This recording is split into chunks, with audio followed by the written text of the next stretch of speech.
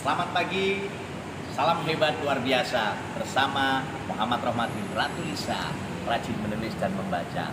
Para mahasiswaku yang keren dan luar biasa, khususnya mahasiswa pendidikan bahasa dan sastra Indonesia, bagian terpenting dalam kehidupan kita adalah berkomunikasi.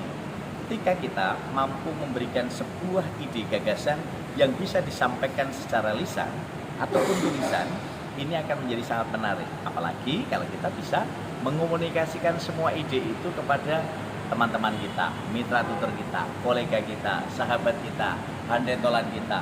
Sungguh menarik. Karena apa?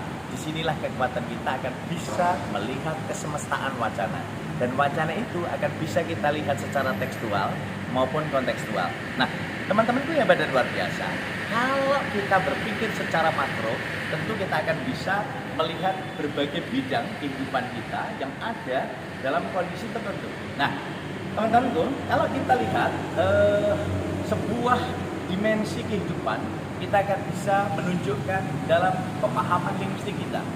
Teman-temanku masih ingat toh, waktu kita belajar di kuliah semester 1, kita belajar masalah linguistik. Nah, kita lihat linguistik itu bisa dilihat dari dua ranah struktural dan ranah fungsional.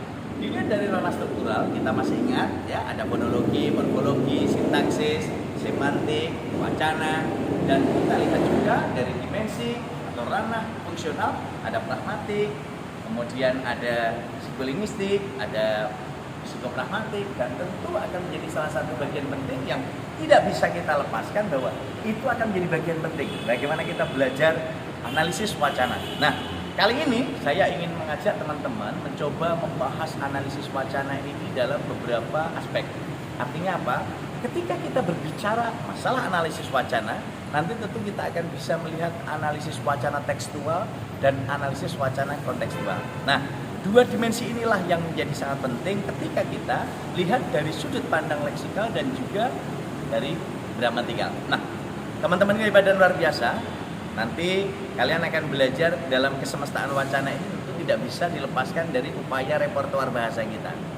Kalian harus memahami bagaimana berbagai teks, jenis-jenis teks. Nah, jenis-jenis teks itu harus bisa kita lihat bagaimana unsur-unsur leksikalnya, bagaimana unsur-unsur gramatikalnya. Nah, kalau kita lihat, bisa lihat dari analisis wacana tekstual, analisis wacana kontekstual, nanti akan bisa kita lihat bahwa analisis tekstual itu berbasis dimensi struktural, sedangkan analisis kontekstual nanti akan kita bahas berbasis linguistik fungsional. Nah, disinilah kekuatan kita, teman-temanku yang ibadah luar biasa.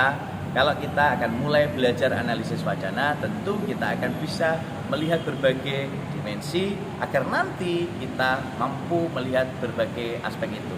Mas Marvan, coba sampaikan beberapa hal yang kamu ketahui mengenai analisis wacana. Nah, tentu nanti bagaimana langkah strategisnya?